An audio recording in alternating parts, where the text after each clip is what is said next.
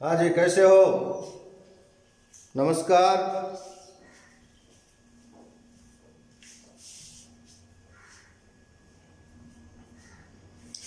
अपने आप को कोरोना से बचा के रखना है, धूप से बचा के रखना है। आज अपने सिक्कर में पॉजिटिव खूब निकल गए हैं भाई। आज से शाम को जो आप ग्राउंड में खेलने के लिए जाते हो तो ये छुआछुई का खेल खेलना बंद कर दो बेटा। कोई फर्क नहीं पड़ेगा अगर आप कुछ दिन नहीं खेलोगे तो एक बार जब तक अपना क्षेत्र ग्रीन जोन में नहीं आता है तब तक अपने घर वालों को भी बोलो कि बाहर जाना बंद करें, समूह में बैठना बंद करें और आप भी समूह में बैठना बंद करो, दूरी बनाए रखो। क्योंकि ये जो भयानक बीमारी है इसका बचाव ही उपाय है, इसके अलावा और कोई अपने पास विकल्प नहीं है। तो चलो, हम पढ़ रहे थे विकारी शब्द।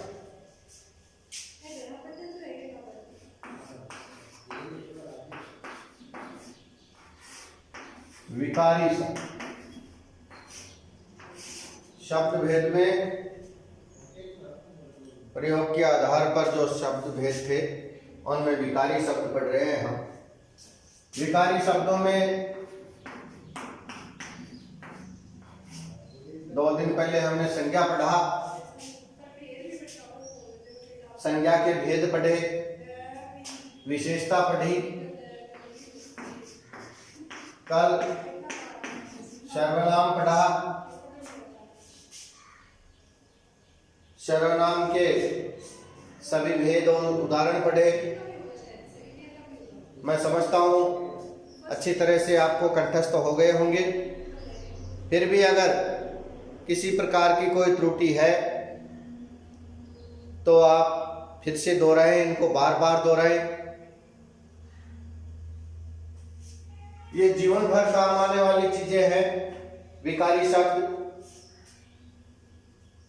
जो आपके कक्षा 6 से 12 तक अगर आप हिंदी साहित्य पढ़ेंगे तो महाविद्यालय में भी काम आएंगे, MA तक।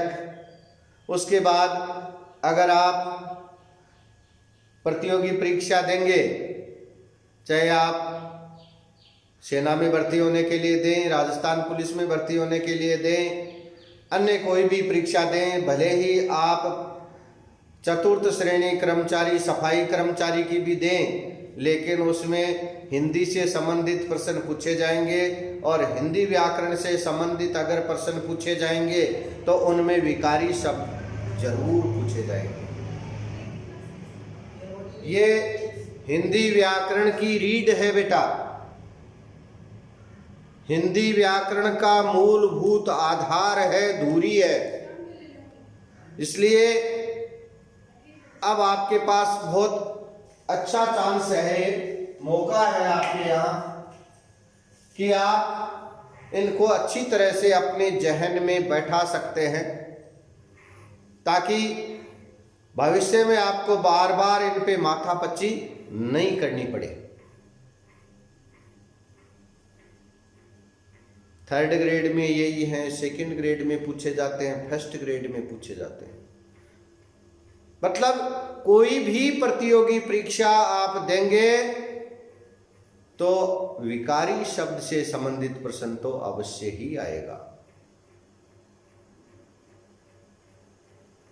तो अपना विशेष ध्यान आप इस पे दीजिए, इनको अच्छी तरह से आप तैयार कीजिए।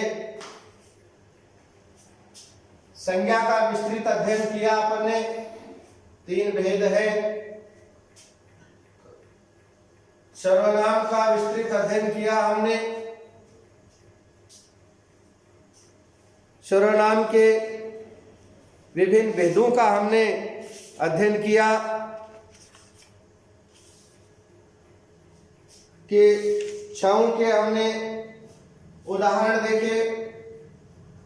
अब आज हम अगला विकारी शब्द है क्रिया।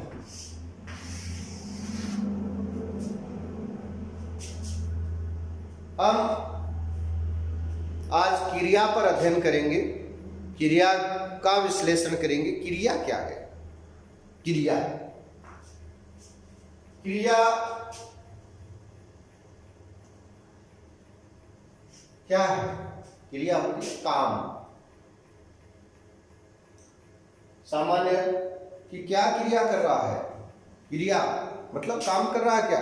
विज्ञान में कि इस शब्द का खूब उपयोग कि कौन सा रसायन किसके साथ क्या क्रिया करता है। समाज में भी इसका खूब उपयोग। क्रिया क्रिया के बिना तो ये सृष्टि चल ही नहीं सकती। क्रिया ही सब कुछ है, मतलब काम ही सब कुछ है। क्रिया का मतलब होता है कार्य।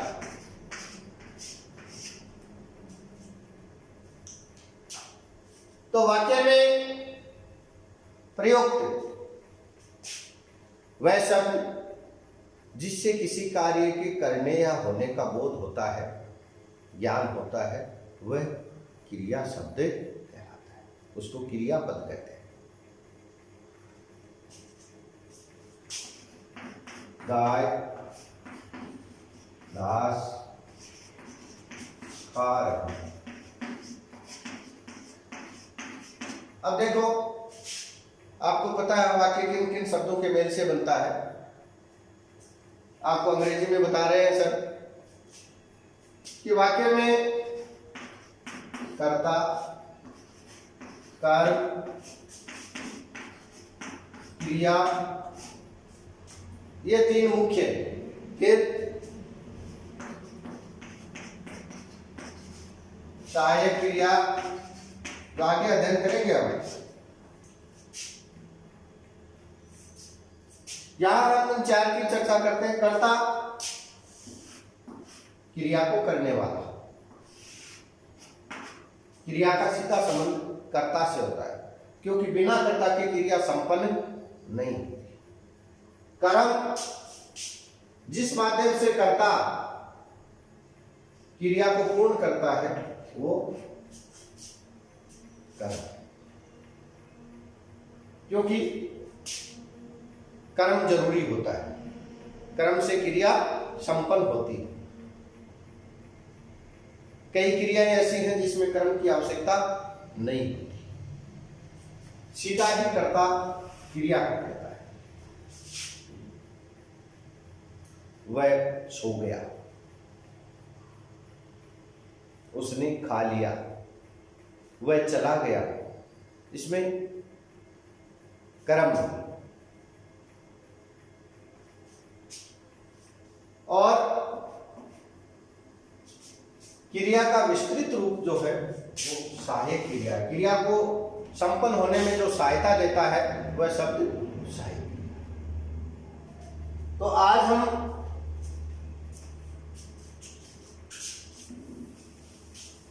किसी कार्य के करने या होने का बोध कराने वाले शब्द को हम क्रिया कहते हैं।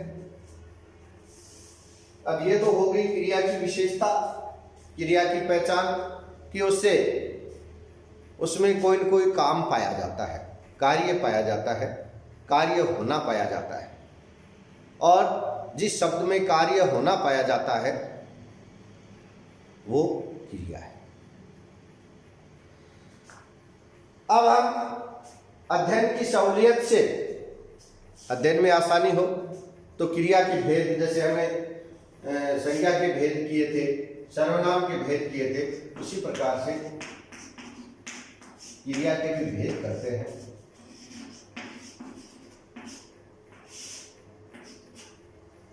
अब साधारणतः क्रिया के तीन भेद होते हैं। एक तो कर्म के आधार पर भेद करते हैं हम,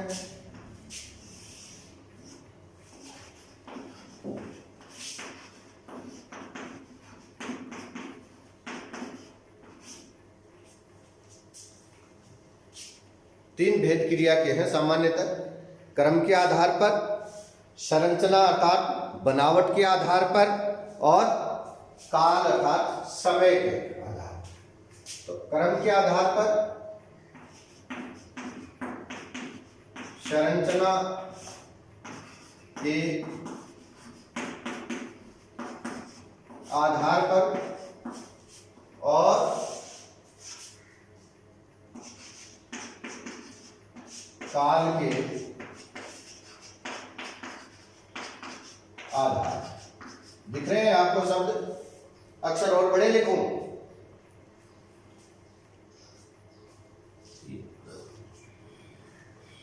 तीन आधार हैं।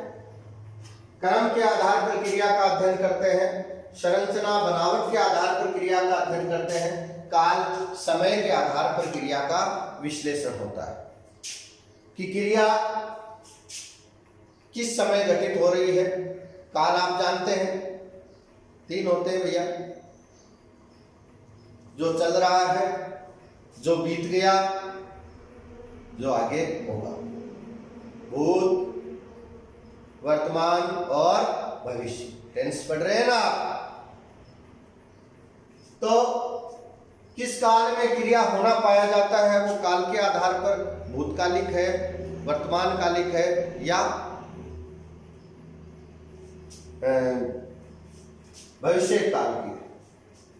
कर्म के आधार पर, वाक्य से आपको उदाहरण बताया था मैंने कि क्रिया में कर्म होता है और कर्म के आधार पर क्रिया के दो भेद होते हैं। एक तो वाक्य में क्रिया के साथ जहां कर्म होता है वो होती है सकर्मक क्रिया।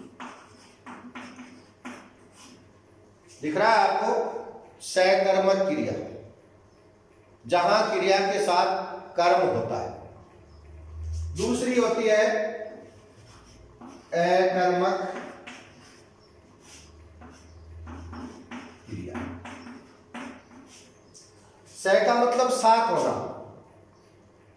और ए का मतलब नहीं होना, कि जिस वाक्य में क्रिया के साथ कर्म होता है वो सकर्मक है, और जहां कर्म उपस्थित नहीं होता है, कर्ता के द्वारा क्रिया सीधी संपन्न होती है, वो अकर्मक क्रिया। समझ गए बात को आप? अब सकर्मक अकर्मक में भी कभी कभी काम करने का जो माध्यम होता है वो भी एक जैसा नहीं होता है। इसमें भी सकर्मक में जो है कभी कभी दो कर्म होते हैं, कभी कभी एक कर्म होता है। तो इसमें एक क्रमिक, एक कर्म मान लीजिए आप, एक कर्म क्रिया, और दूसरा द्विकर्म।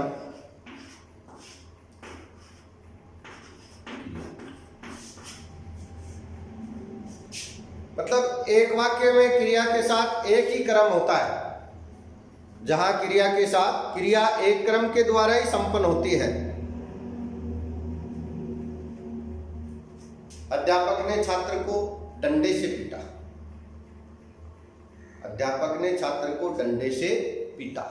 अब आप ये देखिए कि इसमें पीटा, पीटा क्रिया है, पीटना क्रिया है। किसके द्वारा पीट रहा है? डंडे के द्वारा पीट रहा है। तो इसमें एक ही क्रम है, क्या? डंडा। तो इसमें एक कर्मक होती है और द्विकर्मक होती है। जहां एक होता है एक कर्मक, जहां दो होती है वहां द्विकर्मक। अब एक कर्मक में आप समझ गए कि जहां क्रिया का जो फल, क्रिया का सीधा असर, अंग्रेजी में जिसको हम क्या कहते थे, सीधा फोकस जो है, वो कहाँ जाता है? कर्ता को छोड़कर कर्म पर जाता है। कर्ता महत्व नहीं रखता सकर्मक में, क्योंकि क्रिया किसके द्वारा संपन्न हो रही है? कर्म के द्वारा संपन्न हो रही है। तो इसमें कर्म प्रधान है। जहां वाक्य में कर्म प्रधान होता है, कर्ता का विशेष महत्व नहीं रहता, वह सकर्मक क्रिया होती है, उसे ही सकर्मक कहते हैं। जैसे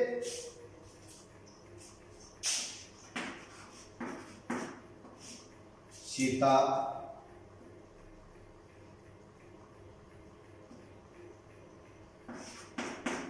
गाना गा, सीता गाना गा रही है। अब आप इसमें गा क्रिया है, लेकिन सीता क्या कर रही है, पूछा जाए सीता क्या कर रही है, तो फोकस कहां जाएगा, ध्यान कहां जाएगा, गाने पे। सीता क्या कर रही है, गाना गा रही है, गाना गा रही है। उसी प्रकार से कि विद्यार्थी पुस्तक पढ़ रहा है, छात्र पुस्तक पढ़ रहा है, छात्र गणित पढ़ रहा है, छात्र विज्ञान पढ़ रहा है। अब इसमें देखिए कि छात्र पुस्तक पढ़ रहा है। अब देखिए आप कि छात्र, पूछा जाए छात्र क्या कर रहा है, छात्र पुस्तक पढ़ रहा है। सीधा क्रिया का इससे संबंध है पुस्तक से, इसलिए ये क्या हो गई जी, सकर्मक। इसमें एक ही कर्म है, केवल पुस्तक ही पढ़ रहा है, दूसरा काम है नहीं कर रहा है, तो दूसरा कर्म नहीं है ये, तो पुस्तक पढ़ रहा है, तो ये एक कर्म क्रिया। अब द्विकर्म में क्या है, कभी कभी दो कर्म होते हैं, क्रिया दो कर्मों के द्वारा संपन्न होती है, वहां द्विक्रम क्रिया होती है कि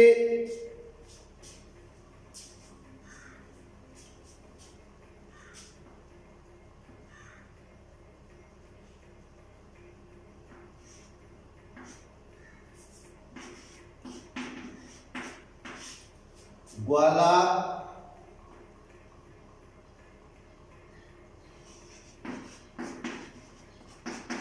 दूध निकाल कर गाय को घास डाल रहा है।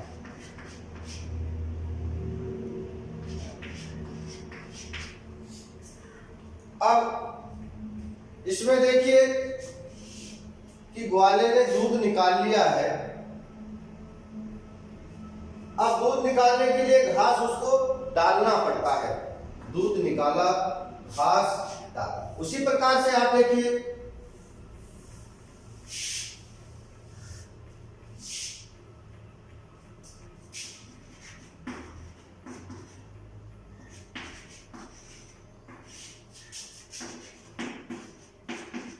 अध्यापक बच्चों को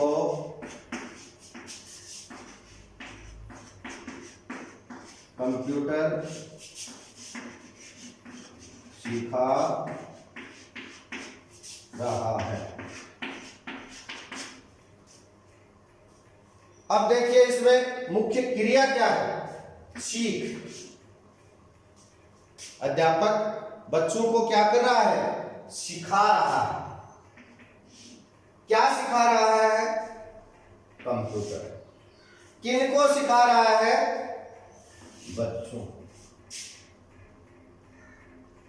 तो यहां दो कर्म हो गए, एक बच्चे कर्म है, दूसरा कंप्यूटर कर्म। ये क्रिया दो कर्मों से संपन्न हो रही है, क्योंकि कंप्यूटर नहीं होता तो बच्चे क्या सीखते, सीख नहीं पाते। यहां दो कर्म कार्य कर रहे हैं, तो इसलिए यह है आपकी द्विकर्मिक क्रिया। जहां एक कर्म होता है वो एक कर्मिक क्रिया, जहां दो कर्म होते हैं वहां द्विकर्मिक क्रिया। यह हुआ आपका कर्म के आधार पर क्रिया का सकर्मक, सकर्मक का एक कर्मक और द्विकर्मक।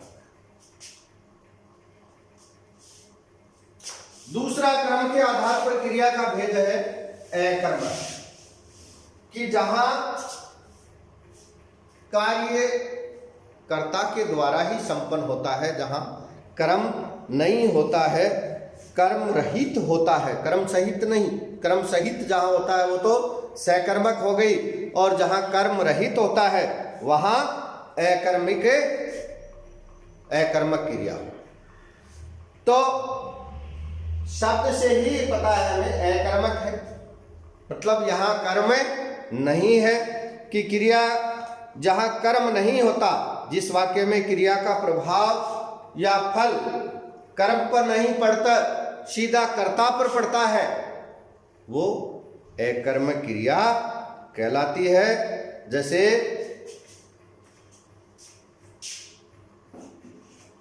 लता गाती है, छात्र खेलते हैं।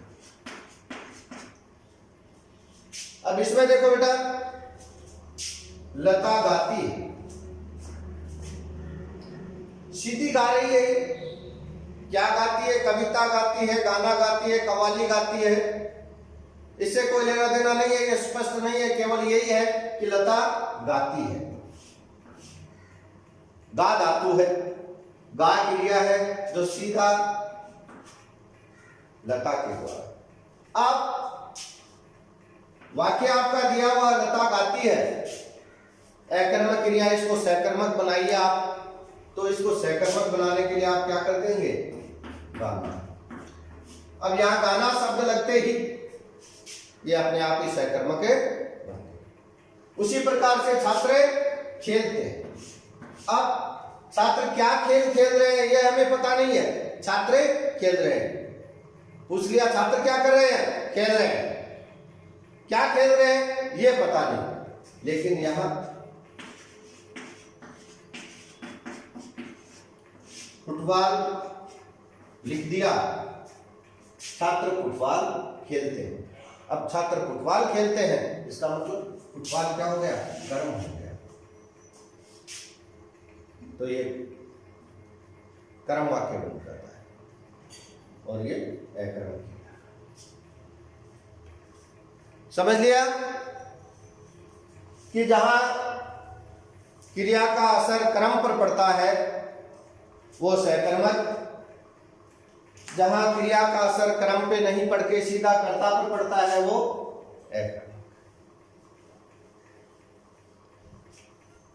ये बात। अब बात करते हैं हम संरचना के आधार पर क्रिया का भेद। संरचना अर्थात बनावट अर्थात रचना। तो संरचना के आधार पर बेटा क्रिया के 5 भेद हैं।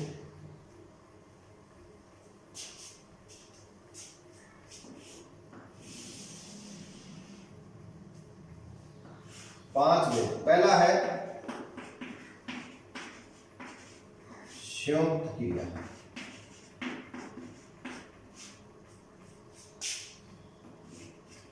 संयुक्त शब्द का मतलब आप जानते हैं, संयुक्त मिला हुआ।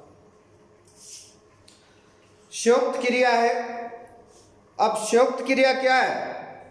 इसमें क्रिया जो है ये 2 या 2 से अधिक, कि जहां 2 या 2 से अधिक भिन्न अर्थ देने वाली क्रियाएं होती हैं, उनका एक जगह मेल होता है, वो संयुक्त क्रिया कहलाता है। एक काम के मान दूसरो काम सारणो, वही संयुक्त क्रिया है।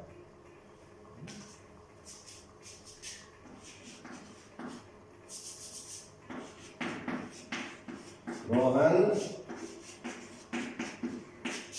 खाना खाकर सो जाओ।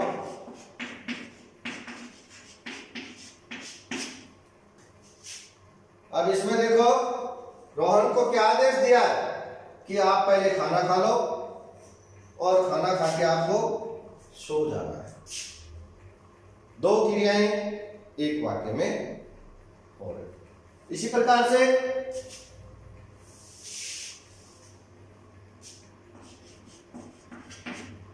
महामारी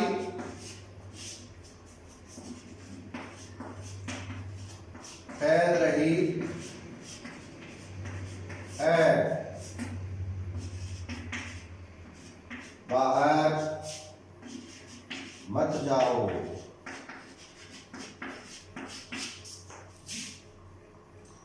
महामारी फैल रही है, बाहर मत जाओ। हाँ, बारे को जानो बता। महामारी फैल रही है, महामारी क्या काम कर रही है? फैलने का काम कर रही है। आपको बाहर नहीं जाना है। मेहमान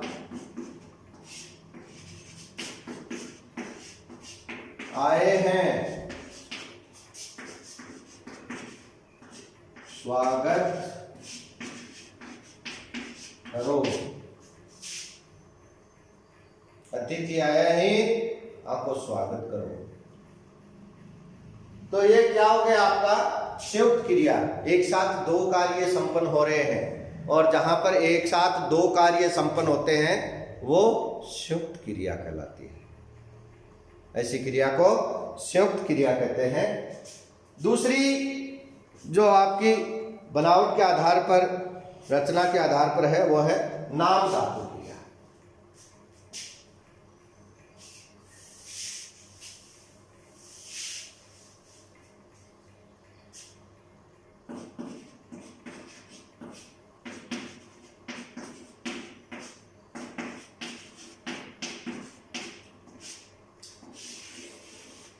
नाम धातु क्रिया। अब धातु, धातु शब्द तो जानते हैं ना अपन कि संस्कृत के वो मूल शब्द जो किसी कार्य के लिए क्रिया शब्द जो होते हैं ना, उनको धातु ही कहते हैं। हाँ, आप अंग्रेजी में वर्ब पढ़ते हैं ना, तो उसी प्रकार से ये धातु शब्द हैं, क्रिया के मूल शब्द हैं, जिनको हम नाम धातु क्रिया कह देते हैं। जो संज्ञा, सर्वनाम, विशेषण आदि जो है वो सब क्या है? नाम धातु है। इनके साथ प्रयुक्त होते नाम धातु है। जैसे आपका है हाथ, हाथ शब्द है वो संज्ञा है, और हाथ का हथियार, और हथिया से हथियाना ले ले रहा हूं।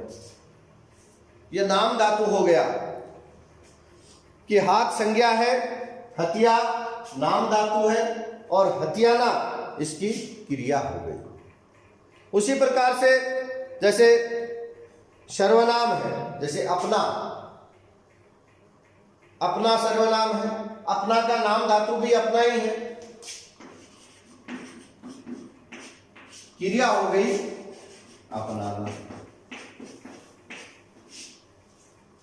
उन्होंने गरीबों को अपनाना शुरू कर दिया है, उन्होंने खिलाड़ियों को अपनाना शुरू कर दिया है, अपनाना। तो ये हो गए आपके क्रिया के दो भेद, क्रम के आधार पर, संरचना के आधार पर। तीसरा जो क्रिया का भेद है वो है आपका प्रेरणार्थक, चौथा पूर्वकालिक, और पांचवा कृदंत। ये आपको कल बताएं।